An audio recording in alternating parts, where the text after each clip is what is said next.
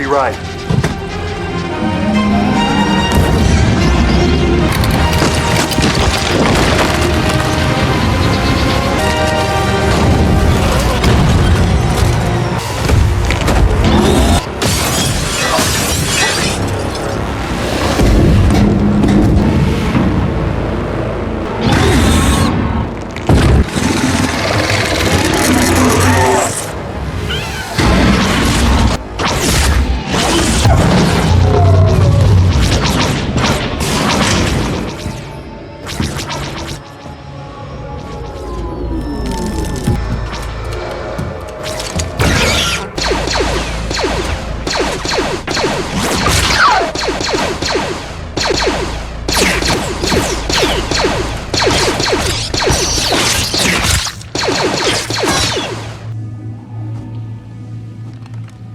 We ran the tabs on the Razor Crest. You have an arrest warrant. However, put your own life in harm's way to try to protect that of Lieutenant Davin. Is this true?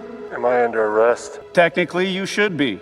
But these are trying times. Say I forego the bounties on these 3 criminals. You two help me fuse my hull so I can get off this frozen rock.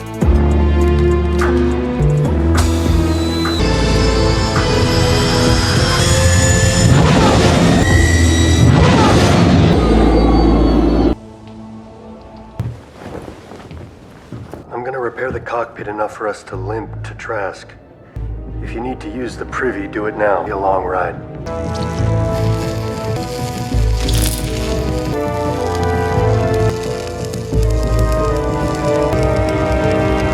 Let's see if we can get this thing going once and for all.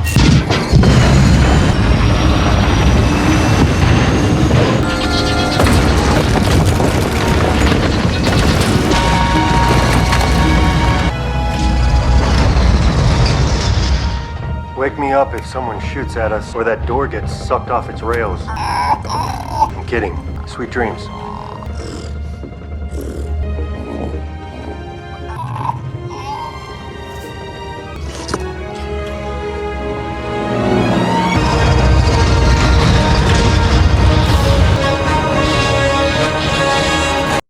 And when other Mandalorians see Grogu, this tiny, innocent kid wearing a Beskar cuirass, waving a tiny Beskar staff, they're reminded of what they're fighting for. Not just a planet, a future where kids don't have to run from stormtroopers, where foundlings are safe, where family means something. But Grogu's not just a symbol. He's got potential. He's training with Din to use that Beskar staff to fight like a Mandalorian. He's got force powers that could protect the clan. Remember when he force-pushed an Imperial droid off a cliff to save Din? That's just the start. Imagine Grogu, grown up, using the Force to shield Mandalore from attacks, to heal wounded warriors, to bring calm to feuding clans. He's a bridge between Mandalorian combat and Jedi wisdom, 2 worlds that used to be enemies, now united in a tiny green kid. And let's be honest, who's going to fight a clan protected by a Force-wielding toddler? No one, because Grogu's not just cute.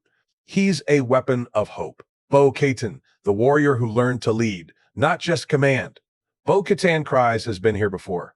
She's tried to unite Mandalore, tried to lead, tried to reclaim the Darksaber, and she failed miserably. The first time, she lost the Darksaber to Maul. The second time, the Empire burned Mandalore to the ground. But this time, she's different. This time, she's not leading with pride. She's leading with humility. Gone are the days when she thought the Darksaber was the key to power. Now, she's out there, rolling up her sleeves metaphorically. She's still wearing armor and getting her hands dirty. She's negotiating with clan leaders who hate her. She's helping scavenge Beskar. She's training foundlings. She's even listening to Din, someone she once dismissed as a zealot, because she knows he's got the clan's best interests at heart. Her leadership is complex. She's still tough. She'll yell at a clan leader for refusing to help. She'll draw her blaster without hesitation. She'll remind everyone of the cost of failure. But she's also vulnerable. She'll admit when she's wrong. She'll apologize for past mistakes. She'll cry when she talks about her sister, Satine, and the Mandalore they lost. That vulnerability, that's what's winning people over. Mandalorians don't follow leaders who act like they're perfect.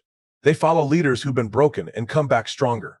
And when it comes to uniting the clans, Bo-Katan's not forcing anyone. She's asking. She's saying, we can argue about helmets later.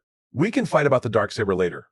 Right now, we need to build a home, and it's working. Clans that once refused to speak to each other are sharing forges. Warriors who once wanted her dead are fighting by her side. She's not just uniting Mandalore, she's rebuilding trust. And trust? That's the most powerful weapon Mandalore has. The New Dawn, free pass, one future. Here's the truth about Mandalore's New Dawn. It's not about one leader, one faction, or one weapon. It's about Din's loyalty, Grogu's hope, and Bo-Katan's